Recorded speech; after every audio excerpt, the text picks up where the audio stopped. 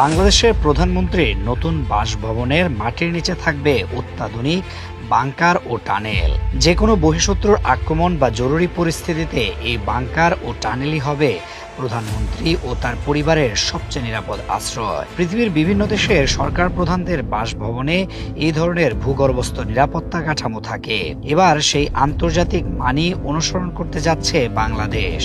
গৃহায়ন ও গণপূর্ত মন্ত্রণালয়ের বিশেষ সূত্র জানিয়েছে, বাংকারটি হবে সম্পূর্ণ স্বনির্ভর, অর্থাৎ বাইরের সঙ্গে যোগাযোগ বিচ্ছিন্ন হয়ে গেলেও ভেতর থেকে দেশ পরিচালনা সম্ভব হবে।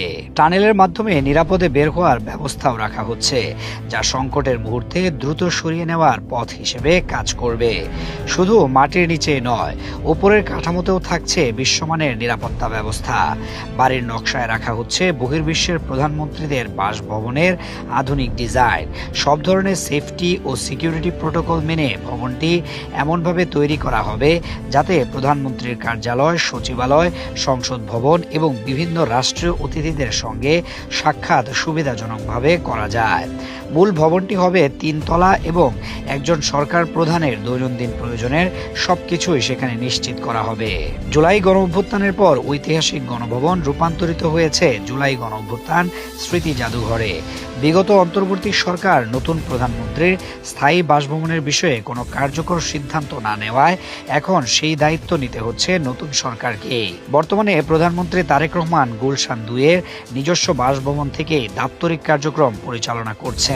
নতুন বাসভবনের জন্য গণভবনের পশ্চিম উত্তর পাশে প্রতিরক্ষা মন্ত্রণালয়ের অফিস লাগোয়া প্রায় 18 একর জমি চূড়ান্ত করা হয়েছে। স্থাপত্য অধিদপ্তরের প্রধান স্থপতি আসিফুর রহমান ভূঁইয়া জানিয়েছেন, নকশার কাজ শুরু হয়ে গেছে এবং সরকারের চূড়ান্ত অনুমোদন পেলেই নির্মাণ শুরু হবে। তবে পুরো কাজ শেষ হতে 2 থেকে 3 বছর লাগবে।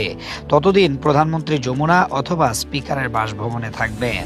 গণভবন একদিন যে ক্ষমতার প্রতীক ছিল, সেটি আজ ইতিহাসের জাদুঘর।